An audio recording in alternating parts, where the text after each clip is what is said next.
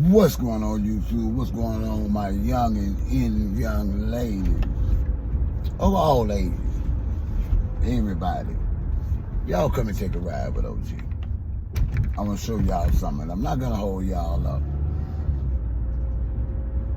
I know they have a lot of people online telling y'all, selling y'all, trying to show y'all a lot of things. And yeah, OG wanna be one of them. But he gonna show you what he did 30 years ago. And he's so humble and grateful to God that he did. Y'all already know that I do own what I would like to call my family's compound that I also bought 30 years ago to raise my children in. That's that wooded area and everything you see me at. But there was another side before I went back to building bridges. There was another side to OG. That South Memphis, west side of Chicago OG. That after he was forced into retirement because of accusations and innuendos and allegations that kept me going back to 201 Poplar. Upon retirement is how I ended up in the Mississippi Delta. Ground zero. And so I opened up a tire business. And I've never been a big one to rent. I've always tried to figure out a way to qualify myself to buy. That's where this come in, because this was something that from a person I used to rent from before I bought my house. And I just want to show y'all. We almost there. I know y'all busy. It's hump week, I think. I woke up thinking my check hit. I thought it was the 3rd.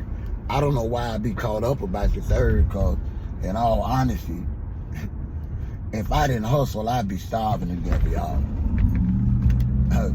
Trust me, if you depending on the government for a source of retirement, I'm telling you now, stop it and watch your health. You in a worse shape if you had to get those Social Security disability payments, which where I fall in. They pay you pennies on a dollar. And I've always made a great income. I've always had earned a great income. But anyway, that's another video. We almost there, y'all. Because I want y'all to consider this. And I want y'all to remember, my people, that this is something going on in your area. Now, I can't speak for New York, but I can speak about Illinois, the South, as well as, Chicago and certain areas. These are gems in your community that you passing by and you actually can afford, because a lot of them may be on tax roll.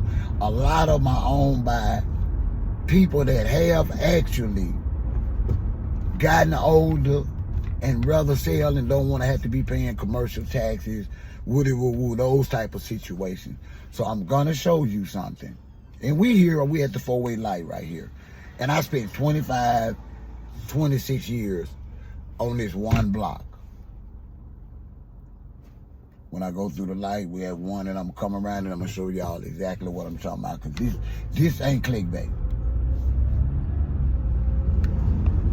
This is not clickbait at all. This is my life. You got a lot of guys out here trying to carry their title to you youngsters, trying to tell y'all something, but I only could give suggestions. And then I got the wisdom to teach you something if you open to those suggestions. This is a suggestion to you, to my youngins of all generations that's younger than me, and even somebody older than me that's actually looking for how to get them some residual income. All right, we here. I'm gonna get out a minute. And it ain't gonna look like much, but we're gonna do the numbers right quick. All right? I ain't even gonna cut my call because it's gonna take just that short of time. Also, I was very blessed and fortunate. Y'all give me a minute, I dropped my key.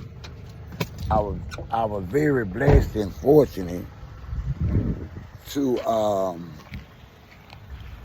own some property here, right across from the Emmett Till statue.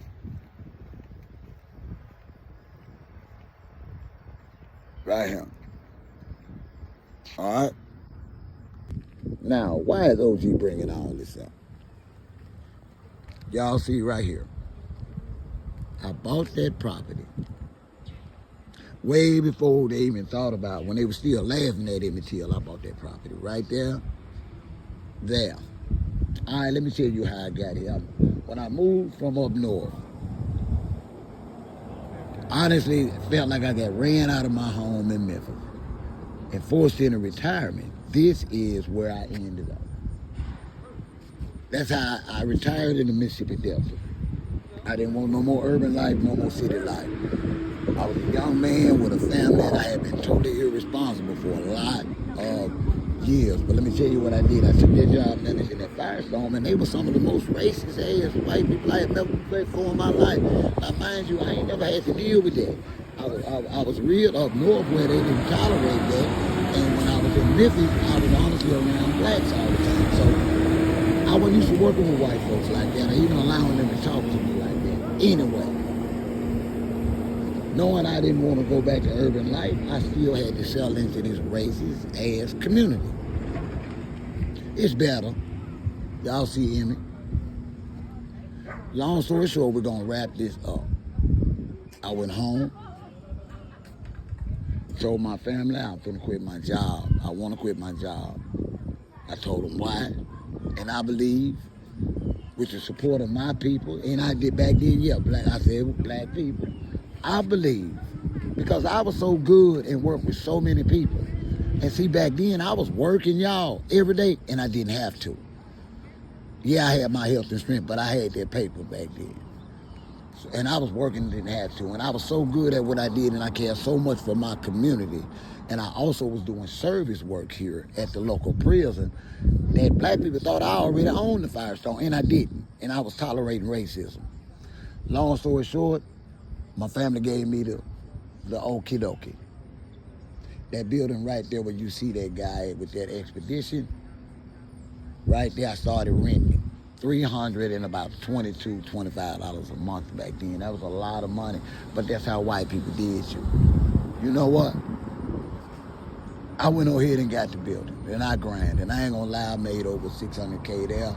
I've generated residual income from that other property, well over $150, $200K. Now, when I lost my health, can't physically work, what did I do? God blessed me to sell another black man this property. And yes, I financed it.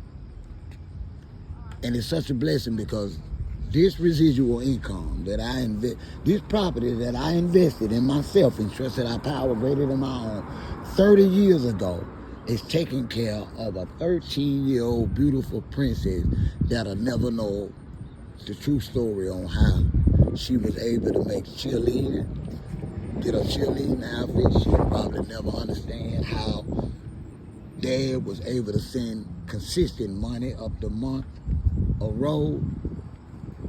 Here, something I did 30 years ago.